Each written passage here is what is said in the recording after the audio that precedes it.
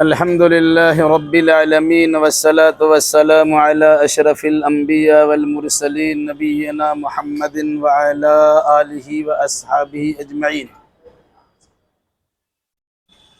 أعوذ بالله من الشيطان الرجيم. بسم الله الرحمن الرحيم.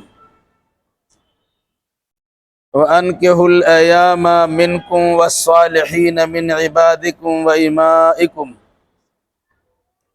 إن يكونوا فقراء يغنهم الله من فضله والله واسع عليم.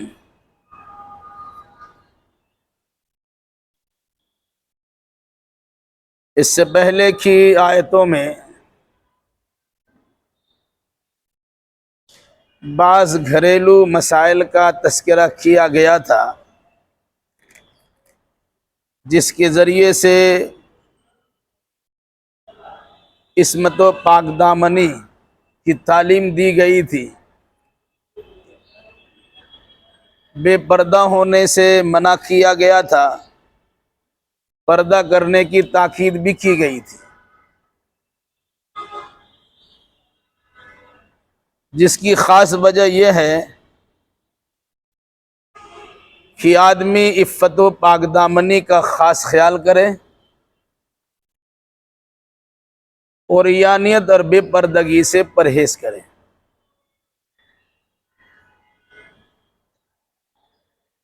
پھر اسی سلسلے کی بعض باتیں ایسی ہے،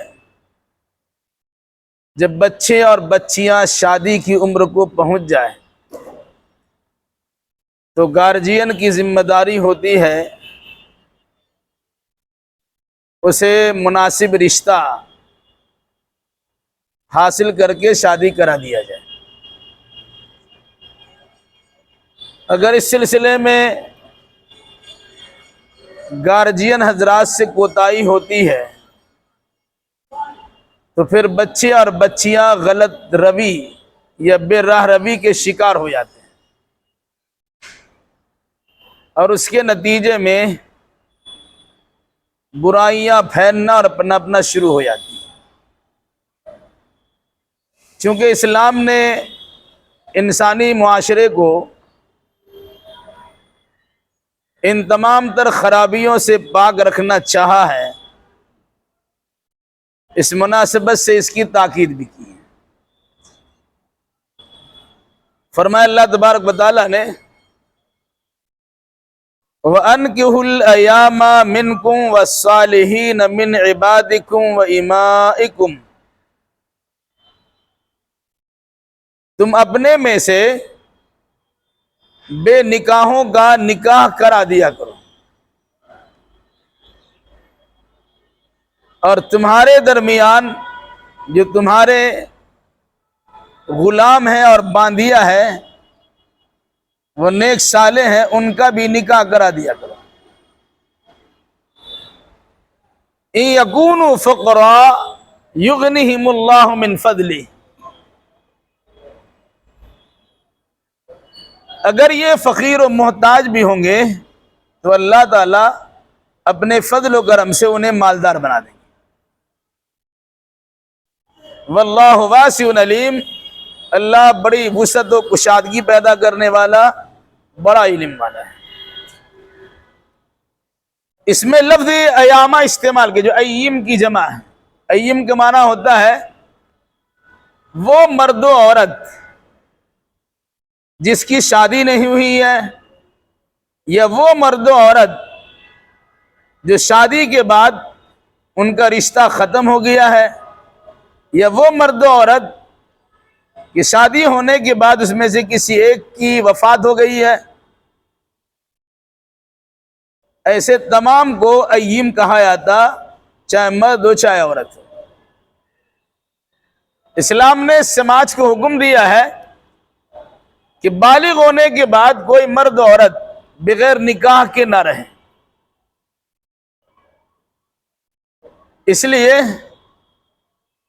عمر ہو گئی شادی کرا دینا چاہیے، طلاق ہو گئی عدت گزرنے کے بعد شادی کرا دینا چاہیے،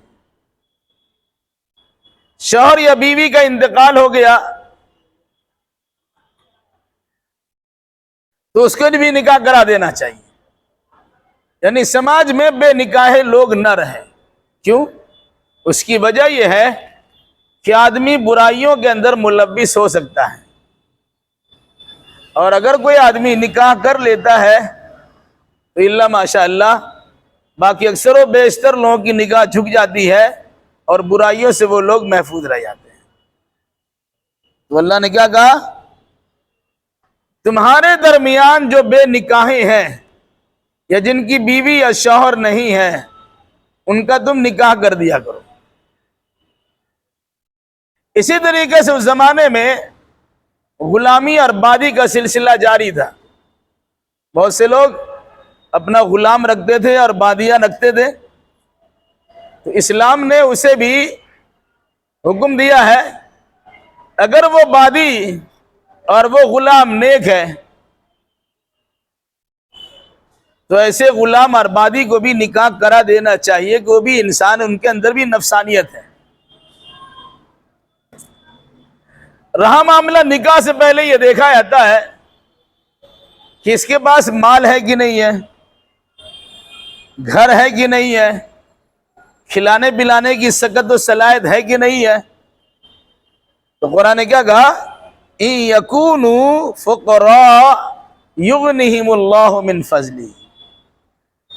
اگر یہ فقیر و نادار ہوں گے، مفلس و قلاش بھی ہوں گے، تو اللہ تبارک و تعالی نکاح کی برکت سے اسے مالدار کر دے گا. حدیث رسول ہے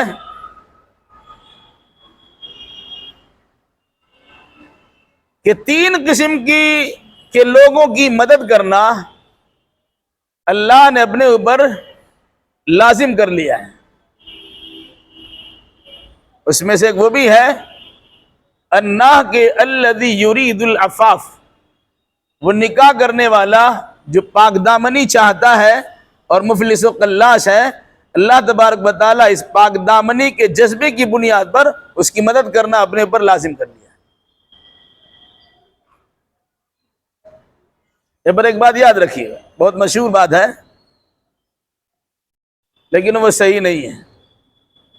ایک آدمی اللہ کے نبی صلی اللہ علیہ وسلم کے پاس آیا، کہا کہ بڑی محتاجی ہے. آپ نے فرمایا شادی کر. کچھ دن کے بعد پھر آیا کہ پریشانی ہے، روزی روٹی کا مسئلہ نہیں ہے، کیا شادی کرنا. پھر کچھ دن کے بعد آئے، آپ نے فرمایا شادی کر لو. 3 شادی اس نے کر لی اور اس کے بعد اس کی روزی روٹی کا مسئلہ حل ہو گیا. یہ حدیث کے نام پر بات بیان کی جاتی ہے لیکن حدیث نہیں ہے.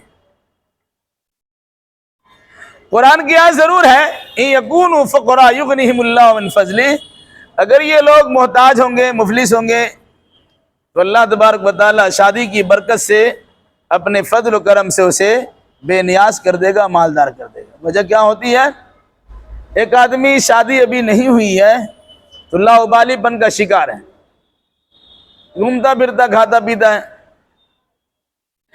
اس کو اگر یہ احساس ہو جاتا ہے کہ ہم شادی کریں گے، شادی کر رہے ہیں، تو بیوی کا خرچہ ہمیں اٹھانا پڑے گا، کچھ دن کے بعد بچوں کا خرچہ ہمیں اٹھانا پڑے گا. تو انسان جب حساس ہوگا، ذمہ دار ہوگا، تو احتیاط کرے گا اور ساتھ ساتھ اپنی کمائی کا ذریعہ اپنائے گا، اور نتیجے کے طور پر وہ کمائی کر کے اپنا گھر بار چلا لے گا. اور پھر اللہ تبارک و تعالیٰ کا فضل تو شامل حال رہتا ہی ہے. ایسے لوگوں پر اللہ کی خصوصی مہربانی ہوتی ہے، چونکہ پاک دامنی کا ارادہ رکھتا ہے تو اللہ اس کی مدد بھی کرتا ہے.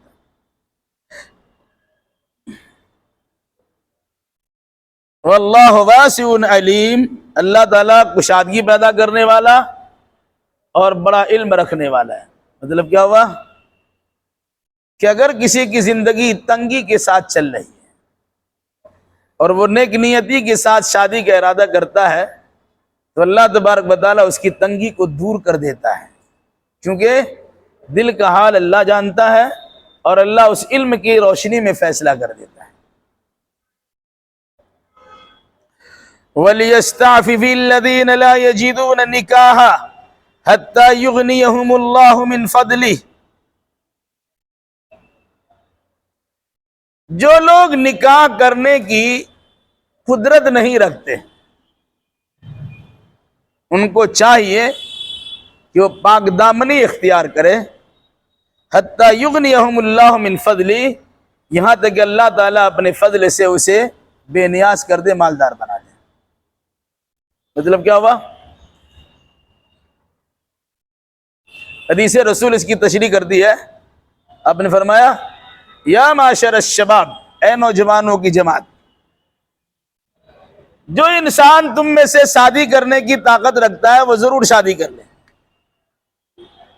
پھر اس کا فائدہ بتلایا، فَإِنَّهُ أَغَضُّ لِلْبَصَرِ وَأَحْسَنُ لِلْفَرْجِ، کیونکہ شادی کرنے سے انسان کی نگاہیں نیچی ہو جاتی ہے، اس کی شرمگاہ کی حفاظت ہو جاتی ہے،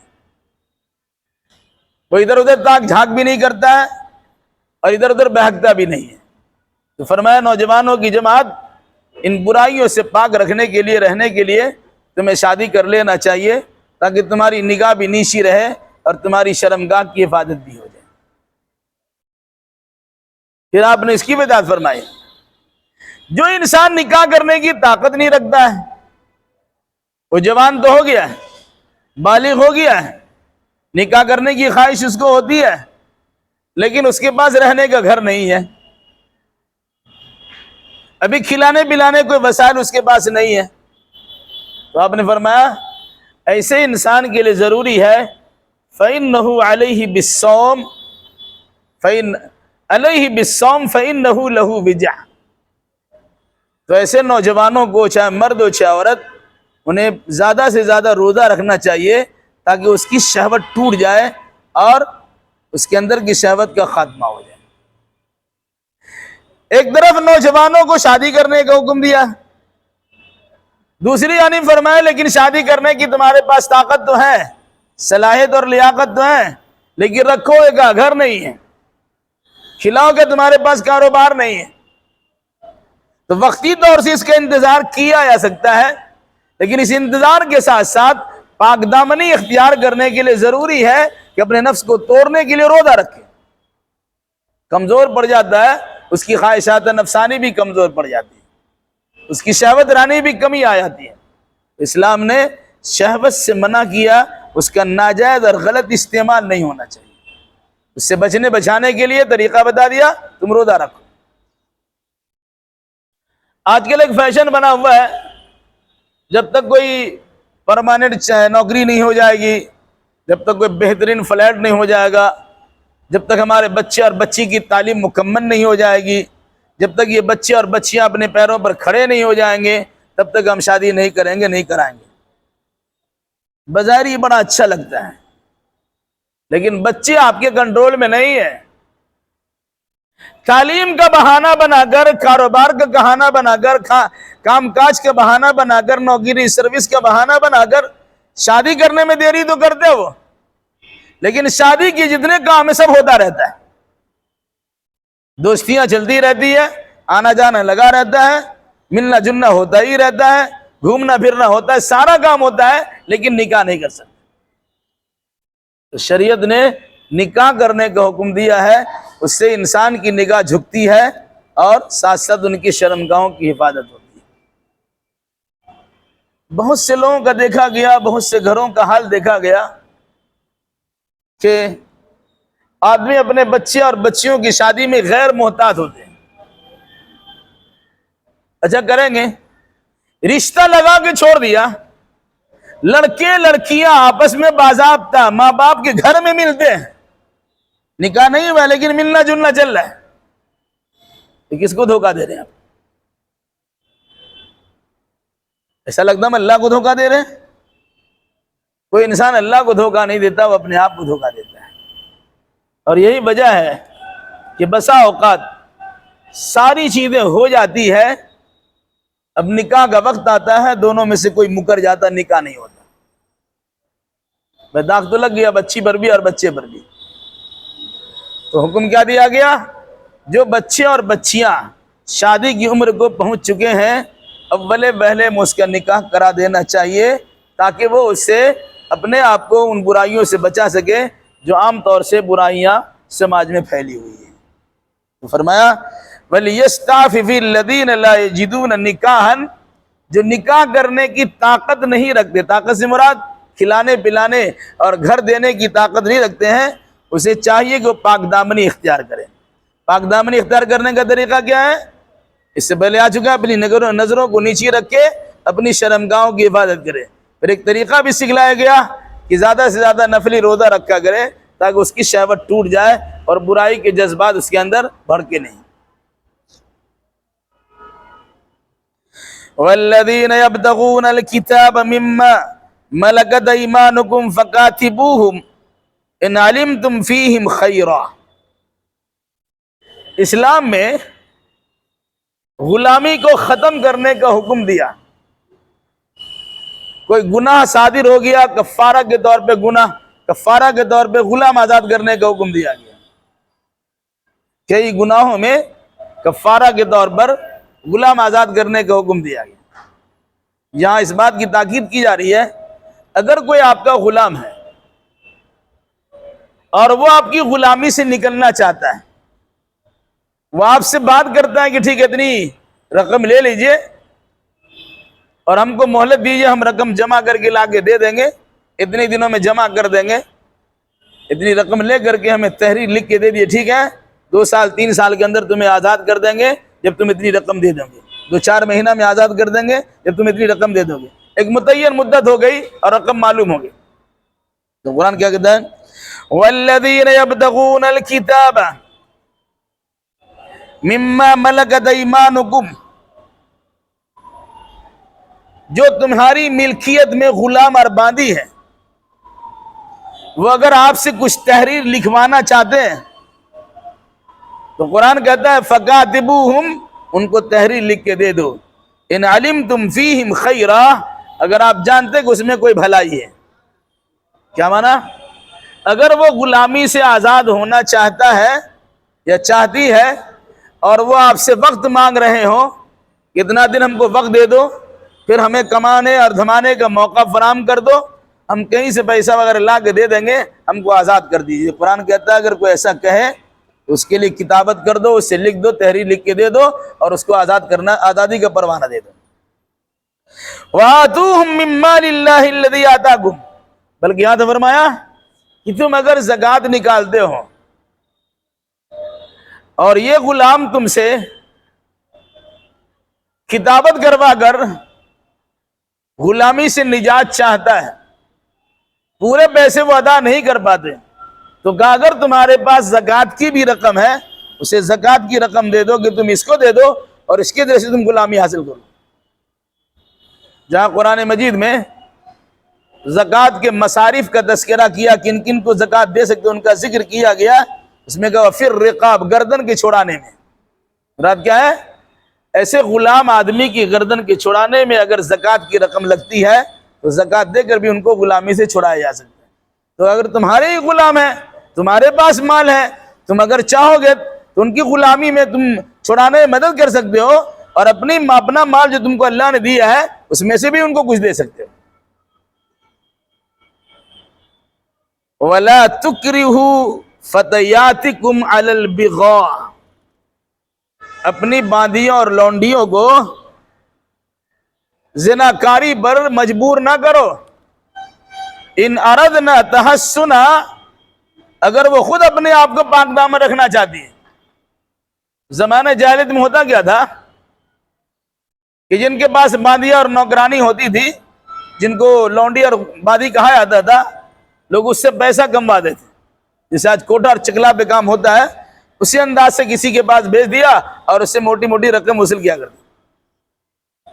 قرآن نے کہا اولاً تو تمہارے یہاں جو غلامی ہے یا بادی ہے اسے آزاد کر دو، اگر آزاد نہیں کر پاتے ہو تو ان کے کھلانے پلانے کا بندوبست کرو، تم ان سے خدمت لو،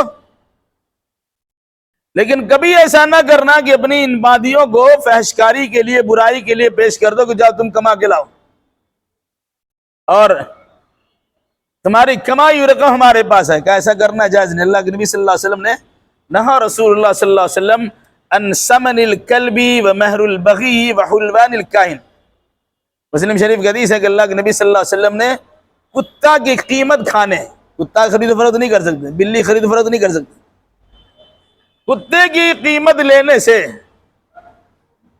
اور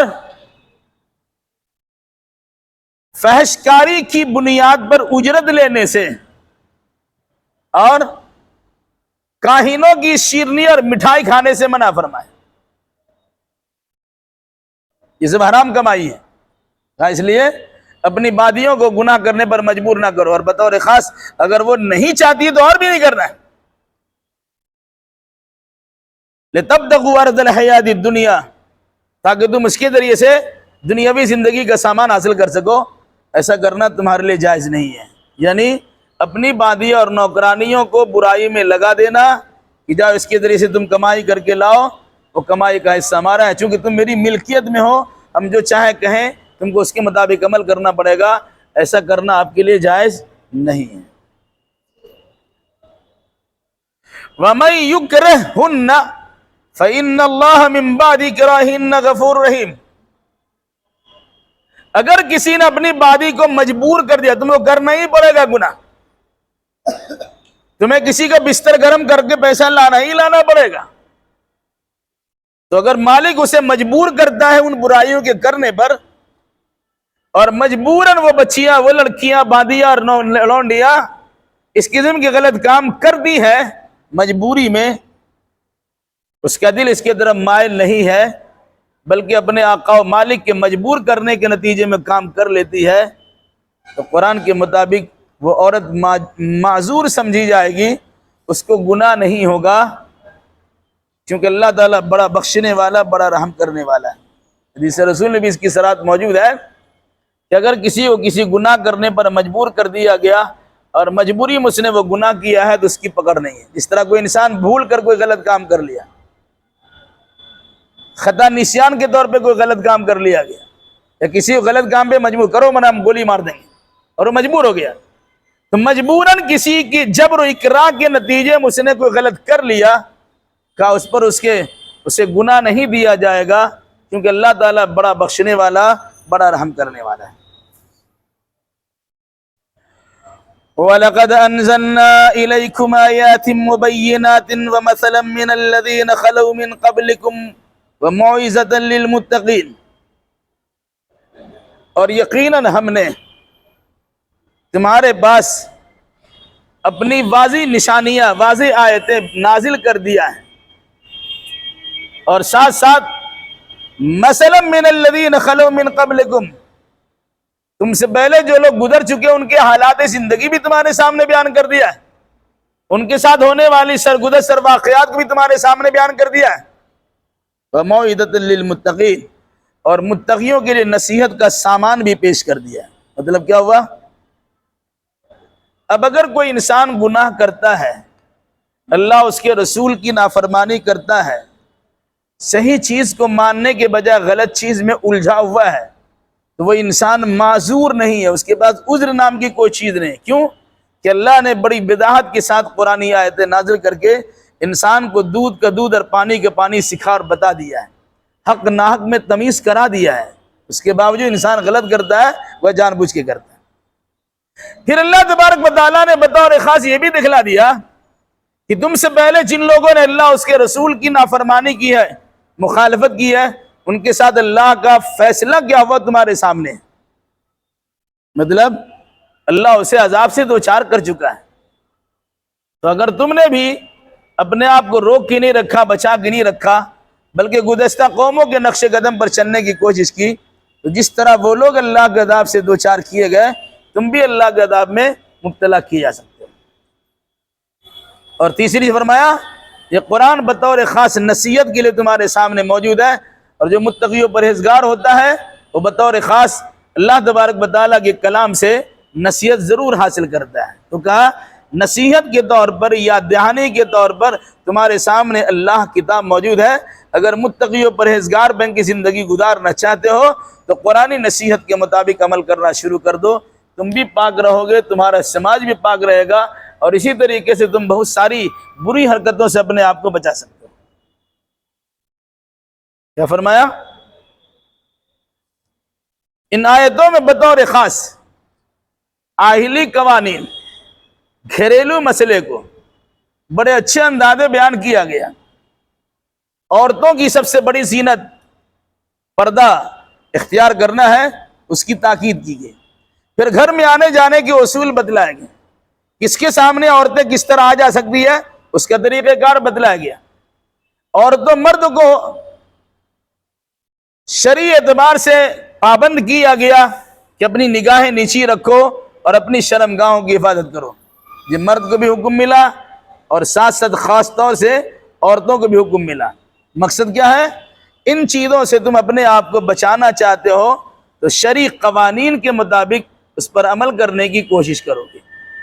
انہی میں سے اگر کوئی انسان جوانی کی عمر کو پہنچ چکا ہے، لڑکا ہو یا لڑکی، اور وہ نکاح کرنے کی اس کے اندر خوبو پیدا ہو چکی ہے، لیکن اس کے باوجود وہ نکاح نہیں کرتے اور گھر والے نہیں کراتے ہیں، تو کہا تمہیں نکاح کرا دینا چاہیے۔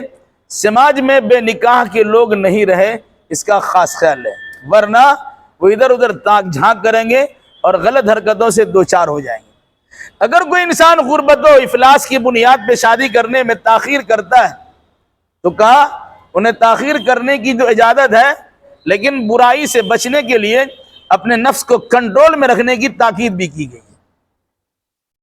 اب اگر کوئی انسان نہ کنٹرول نفس کو کرتا ہے اور نہ اس کے پاس کوئی عذر ہے، اس کے باوجود انسان نکاح کرنے میں تاخیر کرتا ہے، اپنے بچوں کی نکاح نہیں کراتا، اپنی بچیوں کی نکاح نہیں کراتا، اور پھر ان دونوں میں غلط باتیں ہو جاتی ہے، ملنا جلنا ہو جاتا ہے، تو اس گناہ کی ذمہ دار وہ لڑکے لڑکیاں تو ہوں گے ہی، ساتھ ساتھ ان کے گارجین اور سماج کی ذمہ دار افراد بھی ہوں گے، کیونکہ ذمہ داروں کو ذمہ داری دی گئی تھی کہ وہ اپنی ذمہ داری کو نبھا کر سماج کی برائیوں سے اور غلطیوں سے پاک صاف رکھنے کی کوشش کریں۔ اسی طریقے سے حرام کمائی سے منع کیا گیا۔ حرام کمائی کے جو بھی ذرائع ہوں، کاہن کسی کو اپنے ہاتھ دکھا دیا یا کوئی ہاتھ دیکھتا ہے اور اس پر پیسہ وصول کرتا ہے، تو آپ کا ہاتھ دکھانا بھی جائز نہیں ہے، پیسہ دینا بھی جائز نہیں ہے، اس کا ہاتھ دیکھنا اور پیسہ لینا بھی جائز نہیں ہے۔ بلکہ جو آدمی کسی کاہن کے پاس جاتا ہے، جوتش کے پاس جاتا ہے، ہاتھ دکھاتا ہے، تو وہ انسان در حقیقت اللہ کی جانب سے نازل شدہ قرآن کا انکار کرنے والا ہوتا ہے۔